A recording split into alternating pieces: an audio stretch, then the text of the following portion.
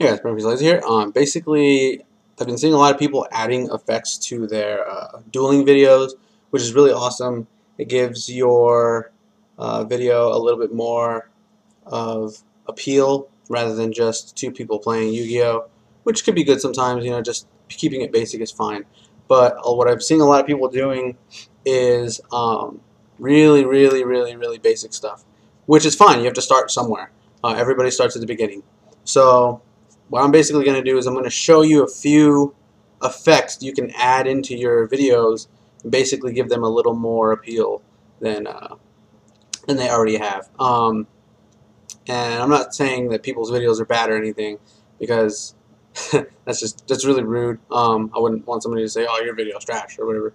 I really like people's videos and everything. I'm not naming anybody individually or anything at all. I get a lot of questions about effects that you can add into your videos and stuff, and I figured I'd just make a video for everybody to see, and so people can just kind of have a general idea of what you can do with your video, the effects you can add and stuff. And so I use Photoshop, CS5, and a Sony Vegas Pro 9. That's what I have. I do have After Effects, but I just haven't learned how to use it yet. So that's just something bad on my part, basically. But on the screen will be black, but the effects will show up. So basically, the first couple effects I want to show you all involve the spell card Tanky as a kind of point of reference for motif. So for motif, what I mean by this is keep a certain pattern using particular archetypes or a particular card, and then you can also make generic effects, but I'll show that later. So basically, what I see a lot of people doing is having the card just kind of like fade in and fade out in the corner, which is perfectly fine. That's a good effect. It's very basic and it's easy to do. It's an easy effect to learn. But what you could also do is have a particle effect of some sort happen, and it's simple to just make it, and it's easy. And once you do it the first time, you have it forever. So you can keep using it with particular cards or individual cards, or or just in general with all your spells and traps and stuff. So here's an effect, a particle effect that you could use with Tanky when you activate it.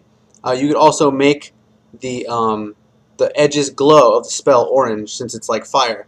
It's Fire Fist, it glows orange. The particle effect was also orange, or you could just make fire come off of it. And so those are some basic tips on basically making your effects a little better, just for, and it's easy to do. And then another thing you should do is when you activate an effect, instead of showing just that the card activated and then just showing that the card was added to the hand in the corner the same way you show that the card was activated, give that its own effect too. So I'm going to show you that here.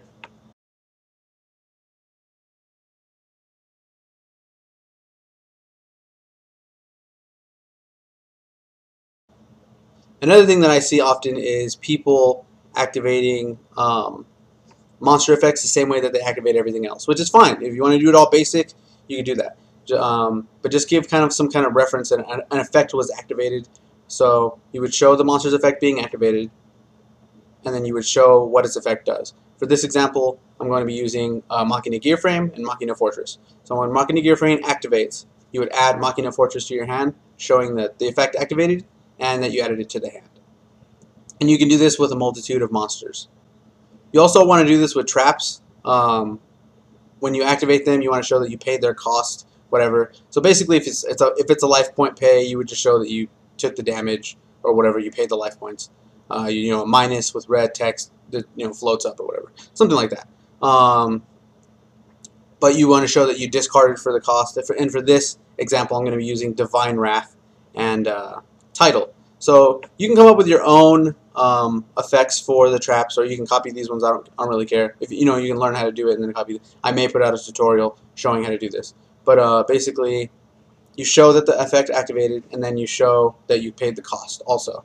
And these are just a little thing you can do to spruce up your video and make it just a little more appealing. And people will go, "Oh, last time he had those effects." And it's a little more work, but it's worth it because people will come back because of that. And basically, there's also generic effects you can put on it. I'm going to use Monster Reborn as an example here, and just have a generic effect behind it. And you can do that with any spell. You can just put that behind any spell, or put something on it to show that the spell has activated, and that's about it. So hopefully this was helpful to some people who like to put a little bit more on their duel videos and post production. And if you like the video, hit the like and subscribe button to see when I put out new videos. And thanks for watching.